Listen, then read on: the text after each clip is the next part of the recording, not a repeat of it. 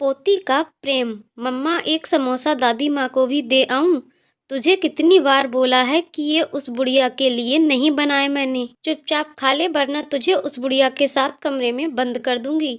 Mummy का इस तरह गुस्सा देखकर बेचारी रिंकू चुपचाप खाना खाने लगी। इस घर में दादी माँ के अलावा उसका कोई दोस्त नहीं था, इसीलिए वह हमेशा अपनी दादी के साथ खेला करती थी। पापा की इकलौती संतान होने के कारण दादी माँ के अलावा और कोई नहीं था जो उसके साथ खेल सके।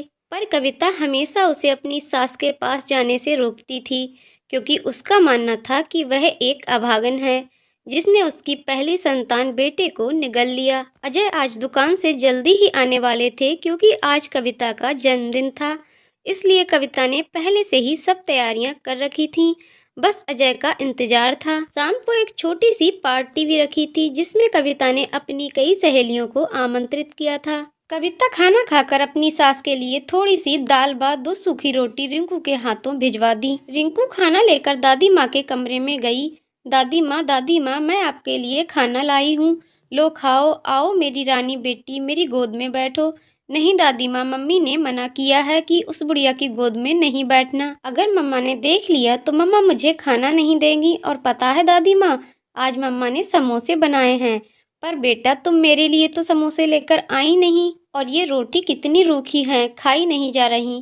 दादी माँ, मम्मी ने मना कर दिया कि समोसे उनकी सहेलियों के लिए हैं, इसलिए नहीं दिए। तुमने समोसे खाए क्या? कैसे बने थे? बहुत स्वादिष्ट बने थे दादी माँ। रिंकू के मुंह से ये बात सुनकर बुढ़िया के मुंह में पानी आ गया। रिंकी बेटा, अब समोसे और कितने बचे हैं? बहुत बचे हैं दादी माँ। अभी तो दादी माँ मैं देखती हूँ, अगर मम्मी किचन में नहीं हुई तो मैं आपके लिए एक समोसा ले आऊंगी। रिंकू बाहर निकलकर देखती है कि मम्मी तो अभी टीवी देखने में बिजी हैं। चुपके से किचन में घुस जाती है और धीरे से कढ़ा में से एक समोसा लेकर अपने नन्हे हाथों में छुपाए अपनी दादी को लाकर देती है। बुढ़िया जैसे ही रिंकू के हाथों में समोसा देखती है तो वह बहुत खुश हो जाती है और जल्दी जल्दी खाने लगती है। रिंकू जब ये सब देखती है तो उसे बहुत आश्चर्य होता है। दादी माँ, धीरे खाओ, नहीं तो गले में ही अटक जाएगा। बुढ़िया थोड़ी ही देर में समोसा चट कर जाती है। वास्तव में समोसे तो बहुत स्वादिष्ट हैं बेटा, चुपके से एक और ले आओ, और खाने का मन कर रहा है अभी। नहीं दादी, मम्मी देख लेंगी तो तुम्हें बहुत मारेंगी, और मुझे भी। अब मैं नहीं जाऊंगी दादी माँ। उसे पता था कि अगर मम्मी ने देख लिया तो उस दिन की तरह दादी को कई दिनों तक भूखा ही रहना पड़ेगा। बुढ़िया को अब रह रहकर उस समोसे का याद आ रहा था। बेचारी अंगुलियां चाटती रह गई। अब मैं जाती हूँ दादी माँ, नहीं तो मम्मा को पता चल जाएगा। अगर रात को समोसे और बचे तो मैं और ले आऊंगी। कविता टीवी देखते हुए, खाना खाया बुढ़िया ने? हाँ मम्मी, खा लिया। मम्मा, पापा नहीं आए अभी तक? नहीं आए, पर आते ही होंगे। मम्मा, आपने मेरे लिए पापा से क्या मंगवाया? तुम्हारे लिए इस बार एक बड़ी सी गुड़िया मंगवाई है। और दादी माँ के लिए? कुछ नहीं, वैसे भी क्या जरूरत है उस बुढ़िया के लिए इतने पैसे खर्च करने की। वो देखो, तुम्हारे पापा आ गए। पापा आ गए, पापा आ गए। अजय ने रिंकू को गोद में उठाते हुए, पता है हम तुम्हारे लिए क्या लेकर आए हैं? गुड़िया, ये देखो, बिल्कुल तुम्हारे जैसी सुंदर व तुम्हारे जितनी बड़ी। लाओ, मैं इसे दादी माँ को दिखाकर आती हूँ। दादी माँ, ये देखो, पापा हमारे लिए गुड़िया लेकर आए। देखो कितनी सुंदर है। हाँ, ये तो वाकई में बहुत सुंदर है, बिल्कुल तुम्हारी तरह है। ये लो कविता, तुमने जो मंगाया था सब है, देख लो, कहीं कोई सामान छूट तो नहीं गया। और इसमें 2 साड़ी हैं, एक तुम्हारे लिए व एक माँ के लिए। अजय, माँ को क्या जरूरत है साड़ी की? उनके पास तो पहले ही बहुत हैं, इसलिए फालतू की वस्तुओं में पैसे बर्बाद मत करो। कविता, तुम्हें पता है आज हमारे पास जो कुछ भी है वह सब माँ का इकट्ठा किया हुआ है। पर हमारे भी एक लड़की है और हमें भी अपने भविष्य के लिए धन की आवश्यकता है। अगर हम यूं पैसे खर्च करेंगे तो कल हमारे पास कुछ भी नहीं रह जाएगा। और वैसे भी इस बुढ़िया को तो कहीं जाना नहीं, पूरे दिन घर में ही रहना है। कविता, तुम्हें पता है तुम क्या बोल रही हो? वो मेरी माँ है, और अगर मानो तो तुम्हारी भी। वो मेरी माँ नहीं हो सकती, वह अभागन मेरे बेटे को निगल गई। खबरदार कविता, अगर और एक शब्द मेरी माँ के विषय में बोला तो मुझसे बुरा कोई नहीं होगा। मेरा भी फैसला सुन लो अजय, तुम आज से इस घर में या तो वो बुढ़िया रहेगी या मैं। तुम जा सकती हो, मैं तुम्हारे लिए अपनी माँ को नहीं खो सकता। मैं भी नहीं रहना चाहती अब इस घर में। आओ रिंकू, चलते हैं, हम कभी वापस नहीं आएंगे अब इस घर में। नहीं मम्मा, मुझे नहीं जाना आपके साथ, मुझे दादी माँ के पास ही रहना है। तू भी उस बुढ़िया के साथ रहकर उसकी भाषा बोलने लगी। तो ठीक है, जब शाम को मेरी याद आएगी तब देखना। मम्मा आप मत जाओ प्लीज, मैं किसके साथ सोऊंगी फिर? अपने पापा के पास सोना, मैं जा रही हूँ अब। पापा रोको मम्मी को, नहीं तो वो चली जाएंगी। नहीं बेटा, उसे जाने दो, और अगर चाहो तो तुम भी जा सकते हो। नहीं, मैं दादी माँ को छोड़कर कहीं नहीं जाऊंगी।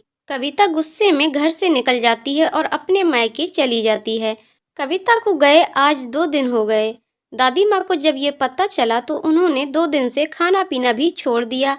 कविता हमेशा उसे भला बुरा कहती, यहाँ तक कि खाना भी ढंग से नहीं देती। फिर भी उसकी सास उसकी इतनी ज्यादा फिक्र किया करती थी। उसे बहुत बुरा लगा और वह कविता के घर से जाने का सबसे बड़ा कारण अपने आप को मान रही थी। अजय भी कविता के जाने से बहुत दुखी था। उसे भी समझ नहीं आ रहा था कि वह क्या करे। उसने कई बार कविता का फोन ट्राई किया पर उसने नहीं उठाया। अजय बालकनी में आज अकेला बैठा सोच रहा था कि आखिर कविता ऐसा कैसे कर सकती है। उसने तो साथ जीने मरने का वादा किया था। कुछ सोचते हुए अजय अपने अतीत के आगोश में खो गया। उसे अपने कॉलेज वाले दिन याद आने लगे जब कविता उसे पहली बार मिली थी। कितनी अनजान व अजनबी थी वो। भोला मुख, हिरनी सी आंखें, बब उसका यूं शांत स्वभाव, हमेशा दूसरों के लिए जीने वाली। पहली ही बार में अजय उसमें इस तरह खोया कि उसने सबके सामने उसे प्रपोज कर दिया, और कविता भी उसके इस साहस को देखकर उसे ना नहीं बोल सकी। कितनी अच्छी थी वो जिंदगी, ना कोई गम था, ना कोई समस्या, और ना ही किसी का कोई दबाव। बिल्कुल स्वतंत्र, किसी आजाद पंछी की तरह, जिसकी ना कोई राह होती है और ना ही मंजिल। उसे अच्छी तरह याद है जब एक बार कविता के पापा ने उसे अजय के साथ देख लिया, फिर भी उन्होंने उसकी पसंद को ज्यादा महत्व दिया और दोनों की शादी कर दी। पर आज वह क्यों इतना असहाय हो गया था कि किसी बहेलिए के प्राणों द्वारा बिंधे पक्षी की तरह जमीन पर अनाथ पड़ा हो। पापा पापा, मम्मा का फोन आया है, आपसे बात करने को बोला है। रिंकू की आवाज सुनकर वह अपने ख्वाबों से बाहर आया। रिंकी फोन लिए खड़ी थी। अजय ने फोन उठाया तो सामने कविता की आवाज आई। हेलो अजय, कैसे हो आप? मैं ठीक हूँ, आप ठीक हो? हाँ मैं भी ठीक हूँ। अजय, मुझे रिंकी चाहिए, मैं उसके बिना नहीं रह सकती। प्लीज मुझे मेरी बेटी दे दो। लौट आओ कविता अपने घर, देखो कोई कब से इंतजार कर रहा है आपका। रिंकी भी तुम्हारी और हम सब भी। प्लीज लौट आओ। नहीं अजय, अब शायद ये संभव नहीं है। जब तक आपकी माँ उस घर में रहेगी तब तक मैं लौटकर नहीं आऊंगी। अब फैसला आपको करना है कि आप किसे चाहते हो, माँ या मैं। और मैं रिंकू को लेने आ रही हूँ, भेज दोगे ना मेरे साथ उसे? हाँ ले जाओ, अगर वह खुशी खुशी जाना चाहे। आपकी बेटी है वो, आपके पास ज्यादा खुश रहेगी। ये कहते कहते अजय का गला रुंध गया। शब्द पता नहीं कहाँ गुम हो गए। अब बहुत ज्यादा टूट चुका था वह। कभी भी कविता से दूर नहीं रहना चाहता था और माँ को भी अपने से अलग होते नहीं देखना चाहता था। उसकी जिंदगी में एक ऐसी शाम होने जा रही थी जिसके बाद सदियों के बाद भी कोई उजाला नजर नहीं आ रहा था। अब उसे फैसला करना था कि उसे अपना भविष्य चाहिए या गुजरा अतीत। एक तरफ उसका अतीत लिए मुंह पर झुर्रियों व बेटे से कुछ अधूरी उम्मीदें लिए उसकी बूढ़ी माँ, व दूसरी ओर उसका अपाहिज भविष्य व उसकी प्यारी सी गुड़िया रिंकू को साथ लिए उसकी पत्नी। आखिर करता भी तो वह क्या? न अकेली माँ उसे चाहिए, न ही पत्नी। एक समय था जब उसकी जिंदगी में दूर दूर तक कोई गम का नाम भी नहीं था, पर पता नहीं किसकी नजर लगी उसकी हंसती खेलती जिंदगी को कि नरक से भी बदतर हो गई। अचानक वह उठा और माँ के कमरे की ओर बढ़ा। इससे पहले कि वह माँ से कुछ बोल पाता, माँ बोल पड़ी। क्या हुआ बेटा, किसका फोन था? कविता का फोन था क्या?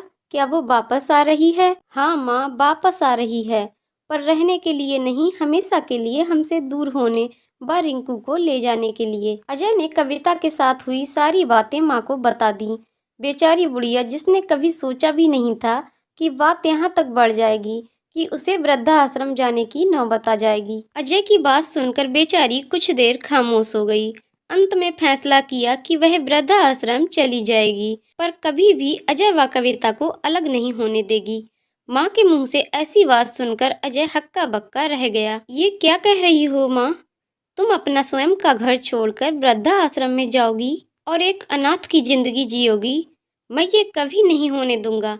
क्या आप कविता के लिए अपना घर छोड़कर जाओगे? अच्छा होता अगर मैंने आपके खिलाफ जाकर कविता से शादी ना की होती, तो शायद आज ये नौबत ही ना आती। नहीं बेटा, ऐसी बात नहीं। कविता तुम्हारी धर्म पत्नी है। आपको उसके बारे में ऐसा नहीं बोलना चाहिए। और रही बात मेरी, तो मेरे पास तो अब बहुत कम समय बचा है, जो वृद्धाश्रम में ही गुजार लूंगी। पर अभी आपकी पूरी जिंदगी शेष है। मेरे जाने के बाद कविता ही एकमात्र सहारा होगी आपका। और वैसे भी मैं कौन सा दुनिया छोड़कर जा रही हूँ। जब कभी भी याद आए मेरी, तो मिलने चले आना। वहाँ पर हर सुविधा भी होगी। नर्स, डॉक्टर, आपको भी कोई परेशानी नहीं होगी। और ना ही कविता को। माँ के बहुत ज्यादा समझाने पर अजय मान गया और माँ को वृद्धा आश्रम छोड़ने के लिए तैयार हो गया। दूसरे दिन माँ का सारा सामान पैक कर अजय माँ को ना चाहते हुए भी उनकी जिद के कारण वृद्धा आश्रम छोड़ आया। कविता को जब ये पता चला तो वह बहुत खुश हुई कि अब उसे उस घर में कोई समस्या नहीं होगी और वह अपने ससुराल वापस लौट आई। पर अब अजय में वो पहले वाली बात नहीं रह गई थी। अजय अब पहले जैसा बिल्कुल नहीं था। वह बहुत ज्यादा उदास रहने लगा और बहुत ज्यादा समय वह मौन ही रहा करता। कविता जिस खुशी की तलाश में यहाँ आई थी, वह उसे अब यहाँ बिल्कुल नजर नहीं आ रही थी। अजय हमेशा सुबह माँ से मिलने आया करता था।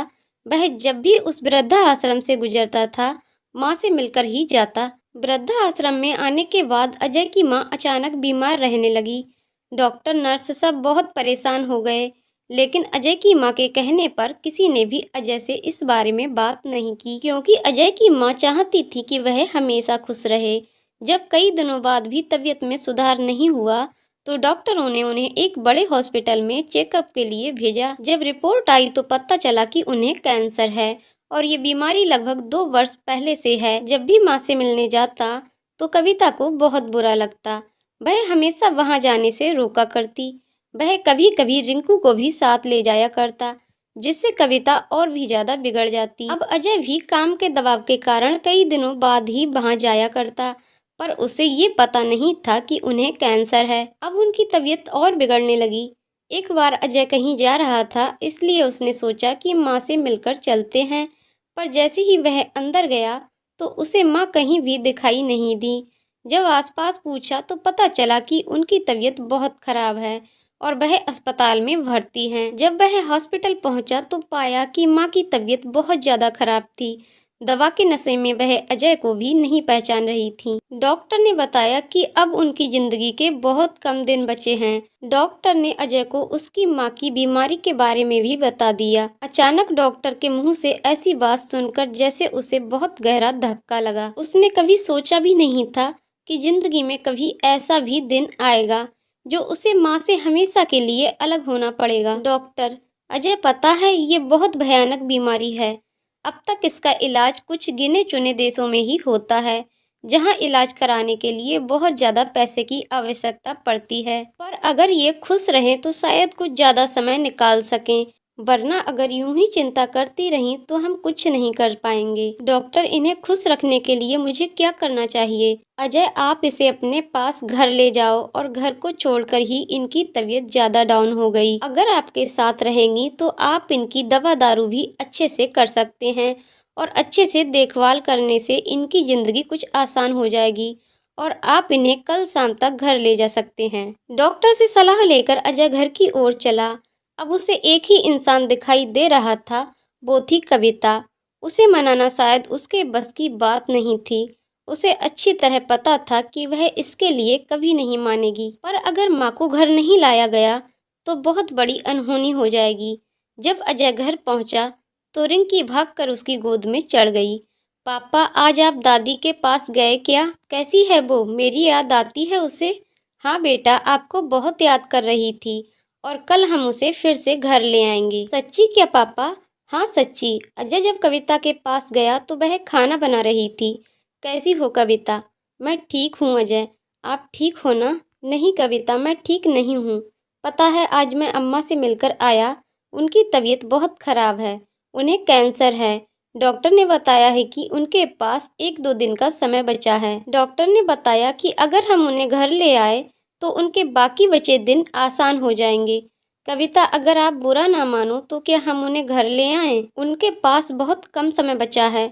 बस इस बार मान जाओ कविता। इसके बाद आप जो कहोगी मैं करूँगा। पर इस बार मेरी बात मान लो प्लीज़। चलो ठीक है अजय, अगर आप चाहते हो तो ले आओ। पर इसके बाद कभी मेरी कोई बात नहीं टालोगे। हाँ, बिल्कुल कविता। कविता के मुख से ऐसी बात सुनकर अजय को बहुत ज़्यादा अचरज हुआ। पर खैर जो भी हो अच्छा ही होगा, ये सोचकर गॉड को धन्यवाद कहा और माँ को लाने के लिए सुबह का इंतजार करने लगा। सुबह जल्दी उठकर वह रिंकू को साथ लेकर माँ को लाने चला। आज वह बहुत खुश था। अपने सब दुख दर्द भूल गया था। वह तो ये भी भूल गया था कि जल्द ही उसकी माँ उसे हमेशा के लिए अकेला छोड़कर अलविदा कह जाएगी। रिंकू को साथ लिए वह उस हॉस्पिटल पहुंचा, पर जैसे ही वह माँ के कमरे की तरफ बढ़ा, उसके होश उड़ गए। आंखों के आगे अंधेरा सा छा गया और आंखों में आंसुओं का समंदर उमड़ आया। उसकी माँ अब तक उनसे बहुत दूर जा चुकी थी, हमेशा के लिए उन्हें छोड़कर, प्यारी रिंकू को छोड़कर। आज कविता की भी समस्या हल हो चुकी थी। अब वह कभी भी अपना घर छोड़कर नहीं जाएगी। डॉक्टर ने बताया कि रात को उनकी तबीयत बहुत ज़्यादा खराब हो गई और जोरदार खांसी के साथ रक्तस्राव होने लगा और देखते ही देखते उनकी सांसें उखड़ गईं। तो दोस्तों, आपको कहानी कैसी लगी कमेंट करके ज़रूर बताइएगा। कहानी पसंद आई हो तो वीडियो को लाइक शेयर करें और चैनल को सब्सक्राइब करें। वीडियो को पूरा देखने के लिए बहुत बहुत धन्यवाद दोस्तों।